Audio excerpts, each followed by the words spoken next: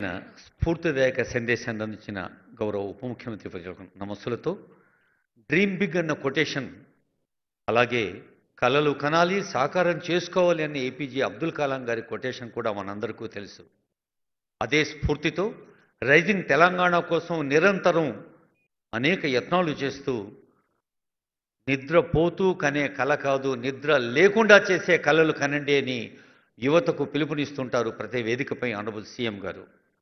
నవోత్సాహ తెలంగాణ నిర్మాణం కోసం ముందుకు సాగమంటున్న మన ముఖ్య అతిథి గౌరవనీయులైన ముఖ్యమంత్రి రేవంత్ రెడ్డి గారి సందేశం.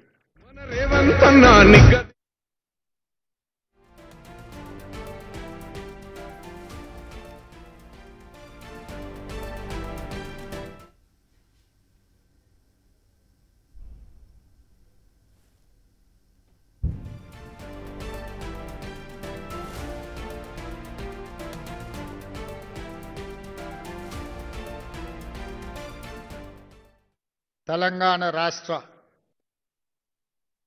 ప్రభుత్వ ప్రధాన కార్యదర్శి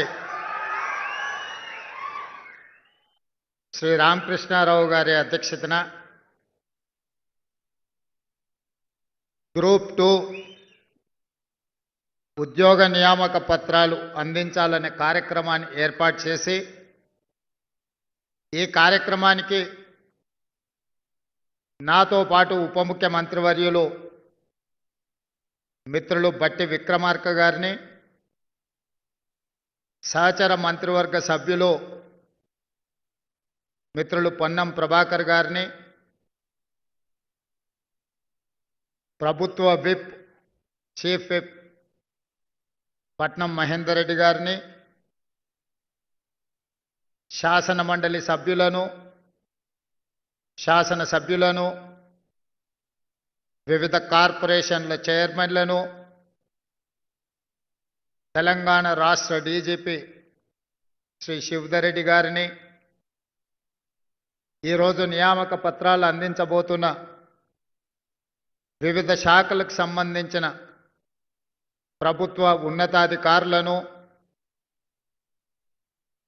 రాబోయే 35 సంవత్సరాలు తెలంగాణ పునర్నిర్మాణంలో భాగస్వాములు కాబోతున్న 783 మంది అధికారులు కాబోతున్న మిమ్మల్ని, మీ తల్లిదండ్రులను, మీ కుటుంబ సభ్యులను ఈ దీపావళి పండుగ సందర్భంగా మీ అందరి కుటుంబాలలో మీ తల్లిదండ్రుల కళ్ళల్లో 48 గంటల ముందే ఒక వెలుగులు వెలిగి మీ కుటుంబాలలో సంతోషాన్ని ఈరోజు శిల్పకళా వేదికగా తెలంగాణ రాష్ట్ర ప్రభుత్వం ఏర్పాటు చేసింది. మనస్ఫూర్తిగా తెలంగాణ ఉద్యమంలో భాగస్వాములై ఆనాడు ఉస్మానియా కాకతీయ యూనివర్సిటీలలోనే కాకుండా తెలంగాణ జిల్లాలలో ఉన్న కళాశాలలు, యూనివర్సిటీలలో అలుపెరగని తెలంగాణ పోరాటం చేసి మీ తోటి విద్యార్థులైన శ్రీకాంతాచారి, వేణుగోపాల్ రెడ్డి, ఈశాన్ రెడ్డి, యాదయ్య లాంటి తెలంగాణ యువ విద్యార్థులు తమ జీవితాలను ధారబోసి ఆత్మ బలిదానాలు చేసుకొని తెలంగాణ రాష్ట్రాన్ని సాధించిండ్రు. ఒక శ్రీకాంతాచారి, ఒక యాదయ్య, ఒక కానిస్టేబుల్ కిష్టయ్య కన్న కలలు మా ప్రాణాలు పోయినా పర్వాలేదు, మా కుటుంబాలు అనాథలైనా పర్వాలేదు, ఈ తెలంగాణ రాష్ట్రంలో లక్షలాది మంది నిరుద్యోగుల యువకుల యొక్క కలలు పండాలి, ఈ తెలంగాణ రాష్ట్రం సస్యశ్యామలం కావాలి అని వాళ్ళు ఆత్మ బలిదానాలు చేసుకొని తెలంగాణ రాష్ట్రాన్ని సాధించారు. ఆనాటి రాజకీయ పార్టీల నాయకులు నీళ్లు, నిధులు, నియామకాలు అనే నినాదంతో తెలంగాణ ప్రజల యొక్క బలమైన ఆకాంక్ష 60 సంవత్సరాల సుదీర్ఘ పోరాటాన్ని రాజకీయ ఆయుధంగా మార్చుకొని వచ్చిన తెలంగాణలో 10 సంవత్సరాలు అధికారాన్ని చెలాయించి నిరుద్యోగ సమస్యను పరిష్కరించలేరు. వాళ్ళు, వాళ్ళ కుటుంబ సభ్యులు, వాళ్ళ బంధువర్గము ఆగర్భ శ్రీమంతులు ఎలా కావాలి, నిజాం నవాబుతో పోటీ పడే ప్రపంచంలోనే ఈనాటి భాషలో పోల్చాలంటే అదానీ అంబానీలతో పోటీ పడి అల్లుడిని అంబానీ చేయాలి, బిడ్డను బిర్లాను చేయాలి అనే కలలు కంటూ 10 సంవత్సరాలు పరిపాలన కొనసాగించారు. ఏ రోజు కూడా ఒక్క క్షణమైన నిద్రపోయే ముందు గుండెల మీద చేయి పెట్టుకొని ఏ శ్రీకాంతాచారి, ఏ కానిస్టేబుల్ కిష్టయ్య, ఏ యాదయ్య, ఏ ఈశాన్ రెడ్డి, ఏ వేణుగోపాల్ రెడ్డి ఆత్మ బలిదానాలు చేసుకొని తెలంగాణ సాధించినరో వాళ్ళ లక్ష్యమేందో అని ఆలోచన చేసినుంటే మీ ఉద్యోగ నియామకాలు 7-8 సంవత్సరాల క్రితమే జరిగిపోయి ఉండేవి. ఈనాడు తెలంగాణ పునర్నిర్మాణంలో మీరు సీనియర్ అధికారులుగా ఈ ప్రభుత్వంలో బాధ్యత వహించి ఉండేవాళ్ళు. కానీ ఏ రోజు మీ గురించి కానీ వాళ్ళు నినదించిన నీళ్లు, నిధులు, నియామకాల విషయంలో చిత్తశుద్ధితో పనిచేసినుంటే నీళ్లకు సంబంధించిన కాళేశ్వరం, కూలేశ్వరం అయి ఉండేది కాదు. ఈనాడు 1,00,000 కోట్లు గోదావరిలో పోసి నిర్మించిన కాళేశ్వరం కట్టడం, కూలడం 3 సంవత్సరాల్లోనే జరిగిపోయింది. చరిత్రలో ఇట్లాంటి దుర్ఘటన, ఇట్లాంటి దురదృష్టకరమైన సందర్భం ఏ దేశంలో, ఈ దేశంలో ఉన్న రాష్ట్రాలే కాదు, ఏ దేశంలో కూడా ఇట్లాంటి పరిస్థితులు రాలేదు. నిధులకు సంబంధించి మీకు తెలుసు, ఫామ్ హౌస్లో 1 ఎకరానికి ₹1 కోటి పండించే విద్య ఆ నాయకులకు తెలిసినప్పుడు తెలంగాణ రాష్ట్ర రైతాంగానికి ఆ విద్య ఎందుకు నేర్పలేదు? మీరే చూసిండ్రు, మా ఫామ్ హౌస్లో పంట పండిస్తే ఎకరాకు ₹1 కోటి వస్తుందని ఒక పెద్ద ఆయన చెప్పిండు. సంతోషం, అద్భుతమైన కళ మీకు ఉన్నందుకు. 64 కళలలో చోర కళ కూడా ఒకటి అంటే నేను అదేందో నాకు అర్థం కాలేదు. కానీ ఈనాడు ఎకరాకి ₹1 కోటి వ్యవసాయంలో ఆదాయం వస్తుందంటే చోర కళలో పరోక్షంగా ఇదే కళనేమో అనిపించేటట్టుగా వచ్చింది. తెలంగాణలో ఆనాడు ఒరేసుకుంటే ఉరేసుకున్నట్టే అని ప్రభుత్వాలు పలికినాయి. తెలంగాణ రాష్ట్రం తెచ్చుకున్నది పండించిన పంట కొనుగోలు చేయలేని పరిస్థితిలో ప్రభుత్వం ఉంటే, తెలంగాణ పరిపాలన చేసే నాయకులు ఉంటే, ఇక తెలంగాణ రాష్ట్ర సాధన రైతులకు మనమందరం రైతాంగ కుటుంబాల నుంచి వచ్చిన మన తల్లిదండ్రుల యొక్క కష్టానికి ఈ తెలంగాణ రాష్ట్ర సాధన ఏమైనా సమాధానం చెప్పిందా? ఒక్కసారి ఆలోచన చేయండి. ఇక నియామకాలకు వస్తే నేను చెప్పాల్సిన అవసరం లేదు. ఆనాడు ప్రభుత్వంలో ఎవరు మంత్రులు ఉన్నారు? ముఖ్యమంత్రి కానీ, ఐటీ అండ్ ఇండస్ట్రీస్ మినిస్టర్ కానీ, ఫైనాన్స్ మినిస్టర్ కానీ, పంచాయతీరాజ్ శాఖ మినిస్టర్స్ ఎవరున్నారో మీరు ఒక్కసారి ఆలోచన చేయండి. మరి ఈనాడు ఫైనాన్స్ అండ్ ఎనర్జీ మినిస్టర్ బట్టి విక్రమార్క గారు ఉన్నారు. ఈనాడు స్పీకర్గా గడ్డం ప్రసాద్ కుమార్ గారు ఉన్నారు. ఈనాడు కార్మిక శాఖ మైనింగ్ డిపార్ట్మెంట్లో వివేక్ వెంకటస్వామి గారు ఈరోజు మంత్రిగా ఉన్నారు. మెడికల్ అండ్ హెల్త్ మినిస్టర్గా దామోదర్ రాజనరసింహ గారు ఉన్నారు. ఆనాడు వాళ్ళుంటే ఈనాడు చదువుకున్న గ్రామీణ ప్రాంతాలలో దళిత వాడల్లో పెరిగిన బట్టి విక్రమార్క గారు, దామోదర్ రాజనరసింహ గారు, అడ్లూరి లక్ష్మణ్ గారు, వివేక్ వెంకటస్వామి గారు, గడ్డం ప్రసాద్ కుమార్ గారు, ఒక సీతక్క, ఒక కొండా సురేఖ ఈనాడు ప్రభుత్వంలో భాగస్వాములై ఒక విద్యార్థి నాయకుడిగా రాణించిన పొన్నం ప్రభాకర్ గారు ఈరోజు మంత్రిగా తెలంగాణ రాష్ట్ర సాధనలో పార్లమెంట్లో కొట్లాడిన పొన్నం ప్రభాకర్ గారు ఈనాడు ఈ ప్రభుత్వంలో ఉన్నారు. అందుకే ఆనాడు పార్లమెంట్లో ఓడిపోయిన కరీంనగర్ పార్లమెంట్లో ఓడిపోయిన ఒక పెద్ద ఆయనకు ప్లానింగ్ కమిషన్ వైస్ చైర్మన్గా 100 రోజులు తిరక్కముందే ఆనాడు ప్రభుత్వం ఇచ్చింది. నిజామాబాద్ పార్లమెంట్లో ఓడిపోయిన కుటుంబ సభ్యులకు తక్షణమే ఎమ్మెల్సీ పదవిచ్చి వాళ్ళ కుటుంబంలో ఉన్న అన్ని ఖాళీలను భర్తీ చేసుకున్నారు. వయసున్న వాళ్లకు, అనుభవం ఉన్న వాళ్ళకు, అర్హత ఉన్నా అర్హత లేకపోయినా కుటుంబంలో ఏ ఒక్కరిని ఖాళీగా ఉంచకుండా ప్రభుత్వంలో ఉన్న అన్ని హోదాలలో వాళ్ళనే భర్తీ చేసుకున్నారు తప్ప 2015లో నోటిఫికేషన్ తర్వాత 2025 వరకు గ్రూప్ 2 నోటిఫికేషన్ల యొక్క భర్తీ జరగలేదు అని అంటే ఆనాటి ప్రభుత్వం యొక్క ప్రాధాన్యత ఏంది, ఈనాటి ఈ ప్రభుత్వం యొక్క ప్రాధాన్యత ఏంది, చదువుకున్న యువకులుగా మీరు ఆలోచన చేయండి అని చెప్పి మీకు సూచన చేస్తున్నా.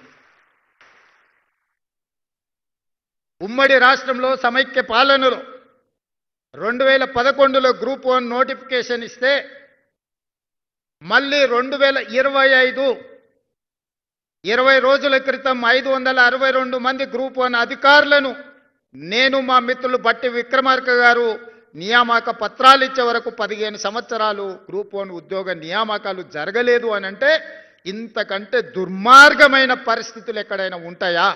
మీరు ఒక్కసారి ఆలోచన చేయండి. 22-23 సంవత్సరాల వయసులో తండాల నుంచి, గూడాల నుంచి, మారుమూల పల్లెల్లో నుంచి ఒక బలమైన ఆకాంక్షను తీసుకొని మీ తల్లిదండ్రులు ఉపాధి హామీ కూలీ చేసి రూపాయి కూడబెట్టి హైదరాబాద్కు పంపించి అశోక్ నగర్ చౌరస్తాల్లో, దిల్సుఖ్ నగర్ చౌరస్తాల్లో, అమీర్పేట్ చౌరస్తాల్లో కోచింగ్ సెంటర్లలో మిమ్మల్ని చేర్పించి గ్రూప్ 1 అధికారులుగా, గ్రూప్ 2 అధికారులుగా మీ ఉజ్వల భవిష్యత్తు ఉండాలి అని పంపిస్తే 10-15 సంవత్సరాలు పరీక్షలు నిర్వహించిన పరీక్షల యొక్క ప్రశ్నాపత్రాలు జిరాక్స్ సెంటర్లో పల్లి బఠానీలలాగా అమ్ముతుంటే గుండె పగిలి రోధించిన విద్యార్థుల గురించి ఎప్పుడైనా ఆనాటి పాలకులు ఆలోచన చేసిండ్రా? మీరు ఒక్కసారి ఆలోచన చేయండి మిత్రులారా. 15 సంవత్సరాల సుదీర్ఘమైన గ్రూప్ 1 అధికారుల నియామకాలను ఈ ప్రభుత్వం 20 రోజుల క్రితం దసరా కంటే ముందు నియామక పత్రాలు ఇచ్చింది. వాళ్ళ కుటుంబాలలో దసరా పండుగను ముందుగానే తెచ్చిపెట్టింది. ఈనాడు 5 లక్షలకు పైగా గ్రూప్ 2 ఉద్యోగాలకు అప్లికేషన్ పెట్టుకుంటే 2 లక్షల పైబడి పోటీ పరీక్షలు రాస్తే అందులోకెళ్ళి 783 మంది ఈనాడు మీరు ఎంపిక అయినరంటే మట్టిలో మాణిక్యాలను వెలికి తీసి తెలంగాణ పబ్లిక్ సర్వీస్ కమిషన్ ఈనాడు మిమ్మల్ని అందరినీ తెలంగాణ పునర్నిర్మాణంలో భాగస్వాములను చేసే బాధ్యత తెలంగాణ పబ్లిక్ సర్వీస్ కమిషన్ తీసుకున్నది. మిత్రులారా, మీరు ఆలోచన చేయండి. ఆనాడు తెలంగాణ పబ్లిక్ సర్వీస్ కమిషన్లో వాళ్ళు నియమించిన సభ్యులెవరు? ఈనాడు మేము నియమించిన తెలంగాణ పబ్లిక్ సర్వీస్ కమిషన్లో మీ భవిష్యత్తును నిర్ణయించే సభ్యులకి ఎలాంటి క్వాలిఫికేషన్లు ఒక్కసారి పోల్చి చూడండి. నిర్వహించిన పరీక్షలను చూడండి, వెల్లడించిన ఫలితాలను చూడండి. దీని వెనకాల ఉన్న చిత్తశుద్ధిని, శ్రమని మీరు గుర్తించండి. ఈరోజు మా కోసం కాదు, మీకోసం. మీరు మేము వేరు కాదు, మీరే మేము, మేమే మీరు. నల్లమల అటవీ ప్రాంతంలో నుంచి ఒక మారుమూల గ్రామం నుంచి ప్రభుత్వ పాఠశాలలో చదువుకున్న నేను ఇక్కడికి వచ్చినా అంటే అందులో మీ శ్రమ ఉన్నది, మీ మద్దతు ఉన్నది. మీరందరూ అండగా నిలబడబట్టి ఒక జిల్లా పరిషత్ మెంబర్గా, ఎమ్మెల్సీగా, ఎమ్మెల్యేగా, ఎంపీగా, పార్టీ ప్రెసిడెంట్గా, తెలంగాణ రాష్ట్ర ముఖ్యమంత్రిగా ఒక 15-16 సంవత్సరాలలో ఇక్కడి చేరి ఇవాళ ఈ శిల్పకళా వేదికలో వందలాది మంది అధికారులకు నియామక పత్రాలు ఇచ్చే హోదా వచ్చింది అని అంటే మీ తల్లిదండ్రుల ఆశీర్వాదము. మీరు అండగా నిలబడబట్టి గ్రామాలలో మీరే కథానాయకులై నడిపించి మీరే ఒక రేవంత్గా మారి మొన్నట జరిగిన ఎన్నికల్లో మీరు అండగా నిలబడ్డారు కాబట్టే ఈనాడు ఇందిరమ్మ రాజ్యం ప్రజాపాలనని మేము ఏర్పాటు చేసి ఈ సమస్యల్ని పరిష్కరించినాం. ఈ సమస్యను మీ సమస్యగా చూడలే, ఈ సమస్యను మా సమస్యగా, మన సమస్యగా గ్రూప్ 1 పరీక్షల ఫలితాల పట్ల ఎన్ని రకాల చిక్కులను ఎదుర్కోవాల్సి వచ్చిందో, ఎన్ని రకాల ఆరోపణల్ని, చౌకబారు రాజకీయ విమర్శలను ఎదుర్కొన్నామో మీరు చూశారు. గ్రూప్ 1 ఉద్యోగాలకు రేవంత్ రెడ్డి 2 కోట్లు 3 కోట్ల రూపాయలు తీసుకున్న ర్యాంక్ వచ్చిన వాళ్ళు అని అంటే ఆ ర్యాంకర్స్ వాళ్ళ ఇంటి పరిస్థితులు చూపించారు. తండ్రులను కోల్పోయి తల్లి లేకపోతే అమ్మమ్మ దగ్గర చదువుకున్న వాళ్ళు మాకు గుడిసెనే లేదు కోటి అంటే ఎట్లుంటుంది సార్ ఎన్నడన్నా మేము చూసినామా? మా చదువును మా జ్ఞానాన్ని మా శీలాన్ని శంకించే అధికారం మీకు ఎవరిచ్చినని వాళ్ళు కంటతడి పెట్టుకున్నప్పుడు నిజంగానే నాకు చాలా ఆవేదన కలిగింది. ఇంత దుర్మార్గమైన పరిస్థితిలో ఈరోజు గత పాలకులు కల్పిస్తున్నారు. ఏది ఏమైనా ఈ సమస్యలను పరిష్కరించాలి, చిక్కుముళ్ళను విప్పాలి, చీకటి రోజులు పోవాలి, వాళ్ళ జీవితాలలో వెలుగు నింపాలి అని గ్రూప్ 1 సమస్యను పరిష్కరించి ఇదే వేదికగా నియామక పత్రాలు ఇచ్చిన. వాళ్ళకంటే ముందే మీకు ఇచ్చి ఉండొచ్చు, కానీ గ్రూప్ 2లో ఈనాడు గ్రూప్ 1లో సెలెక్ట్ అయిన వాళ్ళు చాలామంది సెలెక్ట్ అయినారు. ఒక్కసారి వాళ్ళ గ్రూప్ 2 ఉద్యోగాలు ఇచ్చిన తర్వాత గ్రూప్ 1 ఇస్తే ఈ ఖాళీలు మళ్ళీ నోటిఫికేషన్కి వెళ్ళాల్సి వస్తుంది. ఎందుకు మొదట గ్రూప్ 1 ఇచ్చినాం, గ్రూప్ 1లో సెలెక్ట్ అయినాక మిగిలిన అన్ని ఖాళీలని ఇవాళ గ్రూప్ 2గా మిమ్మల్ని భర్తీ చేస్తున్నా అంటే మీకు ర్యాంక్ వచ్చి కూడా ఒకవేళ అందులో ఉన్న వాళ్ళు ఇందులోకి వస్తే మీకు అవకాశాలు కోల్పోతాయి. కాబట్టి మీ అవకాశాలు పోకూడదు, మళ్ళీ నోటిఫికేషన్ ఇస్తే ఆలస్యం అవుతాయి అన్నారు. మీరు ఎంపిక అవుతారో కారో అని మీ బాధ నా బాధగా ఆలోచన చేసి మొట్టమొదట గ్రూప్ 1 నియామకాలు చేపట్టి ఇవాళ గ్రూప్ 2 నియామకాలు ఇస్తున్నా.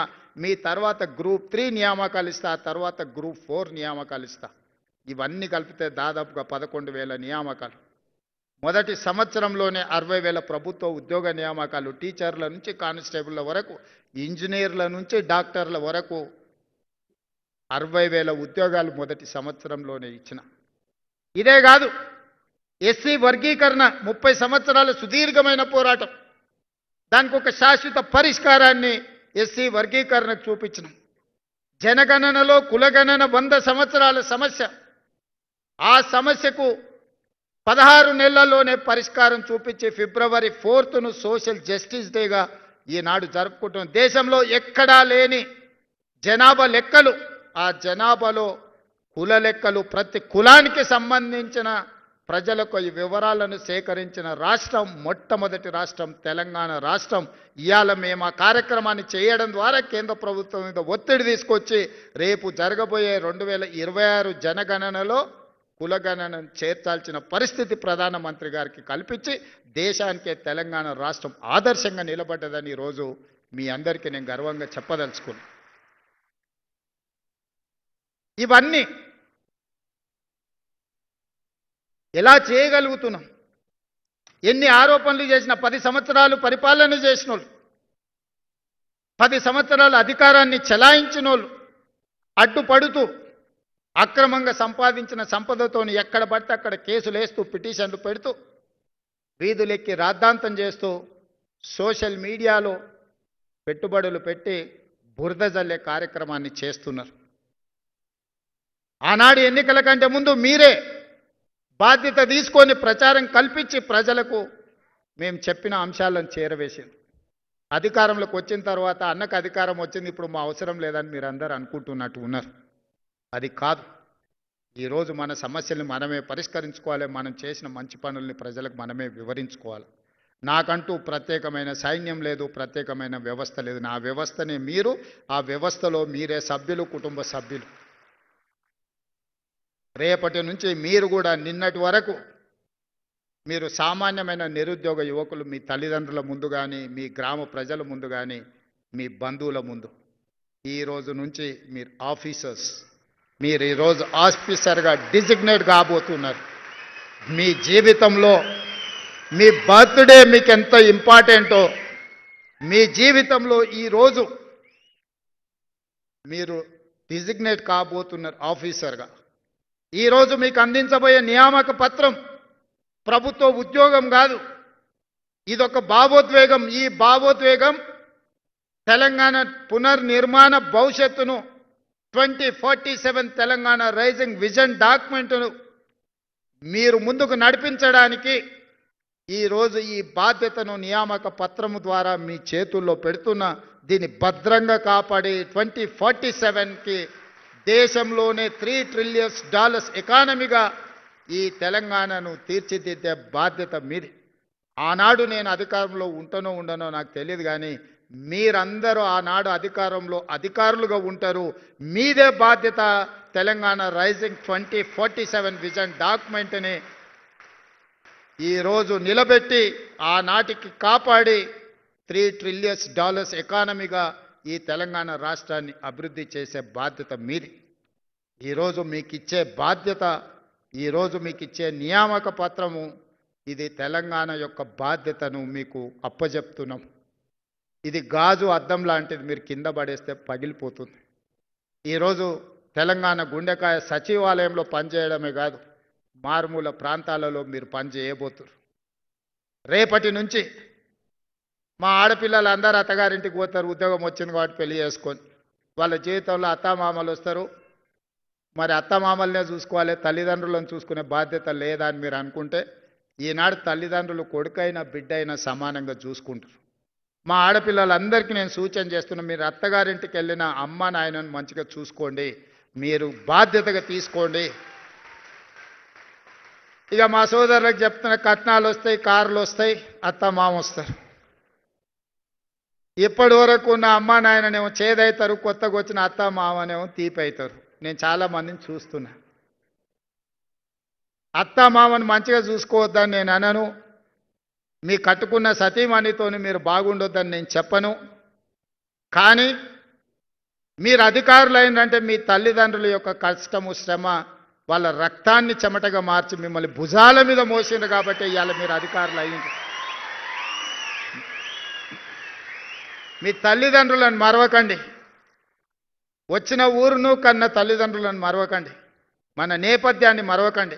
మీరు ఏ కుర్చీలో కూర్చున్నా మీ ఎదురుకొచ్చి నిలబడ్డ ఒక పేదవాడు మీ కళ్ళల్లో మీ తల్లిదండ్రులే ఒక అధికారి దగ్గర పోయి నిలబడితే ఏం పరిస్థితి ఉంటుందో మీరు అది ఒక్కసారి ఆలోచనలకి తెచ్చుకోండి.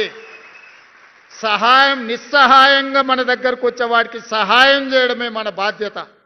ఈరోజు మీకు ఇస్తున్న అధికారం నిస్సహాయులకు సహాయంగా అండగా నిలబడే అధికారం ఈరోజు ఈ ప్రభుత్వం ఇస్తుంది. నేనైనా మీరైనా మనమైనా నిస్సహాయులకు సహాయం అందించడమే మన బాధ్యత. కన్న తల్లిదండ్రులను, పుట్టి పెరిగిన సొంత ఊరిని అభివృద్ధి చేసుకోవడం మన బాధ్యత. మీరు అంకితమవుతారని నాకు సంపూర్ణమైన విశ్వాసం ఉన్నది. మీ అందరి పట్ల నాకు నమ్మకం ఉన్నది. మీరందరూ పెద్ద ఎత్తున చప్పట్లు కొట్టి నాకు మాట ఇవ్వాల్సిందిగా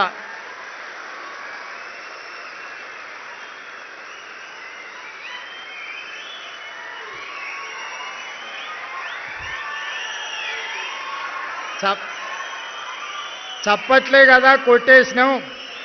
రేపటి నుండి సార్ చూడబోతారా అని మీరు అనుకుంటారేమో. తప్పకుండా చూస్తా. ఎవరన్నా తల్లిదండ్రులను చూసుకోకపోతే మీ జీవితంలో 10-15% కోత చేసి మీ తల్లిదండ్రుల ఖాతాలు వేస్తా. చట్టమే తెస్తున్నా, ఆ చట్టాన్ని మీతోనే రాపిస్తా. తల్లిదండ్రులను చూసుకోని వాళ్ళ జీతాల నుంచి 10-15% జీతంలో కోత విధించి మొదటి నాడు మీ అకౌంట్లో ఎట్లయితే జీతం పడుతుందో మీ జీతంలో నుంచి ఆడబిడ్డ అయినా మగబిడ్డ అయినా ఆ జీతం తల్లిదండ్రుల ఖాతాలకు పోయేటట్టు ఖాతా తెరిచి మీ జీతాలు మాత్రం అక్కడికి బదిలీ చేస్తా. అది చట్టం చేస్తా, ఆ చట్టం మీతోనే రాపిస్తా. సెక్రటేరియట్లకు ఎవరు వస్తారో రామకృష్ణారావు గారు, మనం ఒక కమిటీ వేయండి కొత్త ఆఫీసర్లతో ఆ చట్టం రాపిచ్చే దాంట్లో. మళ్ళీ వాళ్ళు మాకేం తెలియదు అందులో ఏముందో అంటారు. కాబట్టి ఇందులో నుంచి సెక్రటేరియట్కి వచ్చే ఆఫీసర్స్ ఎవరైతే ఉన్నారో వాళ్ళతోనే ఒక గ్రూప్ ఆఫ్ ఆఫీసర్స్తో ఒక కమిటీ వేసి బేసిక్ డాక్యుమెంట్ వాళ్ళతోనే తయారు చేయించండి. అప్పుడు మేము చేసిన చట్టం ఖచ్చితంగా అమలు జరుగుతుందని వాళ్ళకి నమ్మకం వస్తుంది. అదేవిధంగా గతంలో ఉన్న పరిస్థితిని ఒక చిన్న ఉదాహరణ ద్వారా మీకు చెప్పదలుచుకున్నాను. ఎందుకంటే రేపటి నుంచి మీరు చూడబోతున్నారు కాబట్టి.